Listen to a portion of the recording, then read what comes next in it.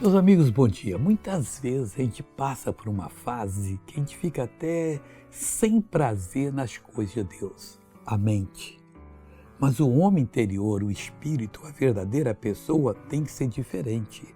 Nele nós devemos nos alegrar com aquela missão que Deus nos deu, ainda que não estamos sabendo como ela vai terminar. Mas se somos de Deus, Ele vai nos levar a um bom término. Veja o que disse o apóstolo Paulo em Romanos 7, 22. Porque, segundo o homem interior, tenho prazer na lei de Deus. Acabou. O que Deus diz para mim para fazer, para mim é a lei dele. Eu vou fazer. O que Ele não me promete, não é para mim. Mas aquilo que promete eu vou buscar. Mas missionário, se o senhor não está conseguindo, há muita coisa eu não estou conseguindo. Talvez algumas eu nem consiga, mas tem que orar mais. Para Deus buscar, Deus vai me promover, fazer eu subir a patamares superiores e aí eu vou tomar posse da bênção. Veja essa pessoa contar do que lhe aconteceu, eu volto para orar por você. Caí, trinquei meus 2 joelhos. Andar como é que era? É difícil porque eu vendo cocada todos os dias. Quanto tempo isso? Chegava todo dia, Você vende cocada branca ou preta? vendo de todas. Preta. Bem, e como é que você veio andando aqui? Como é que você veio andando aqui hoje?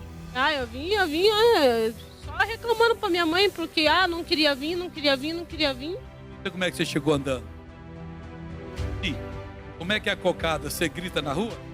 Eu Olha a cocada. chego nas pessoas e vou. Tadinha pra me ajudar. E agora? Faz assim. Agora dá uma corrida aqui agora. Acabou. Agora, as vendas delas serão ótimas para a glória de Deus. Essa agilidade também pode ser dada a você. Creia no autor e consumador da nossa fé.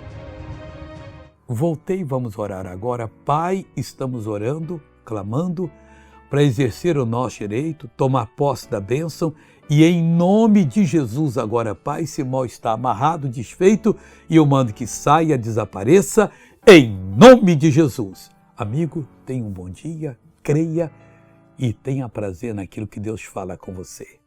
Deus abençoe e até amanhã.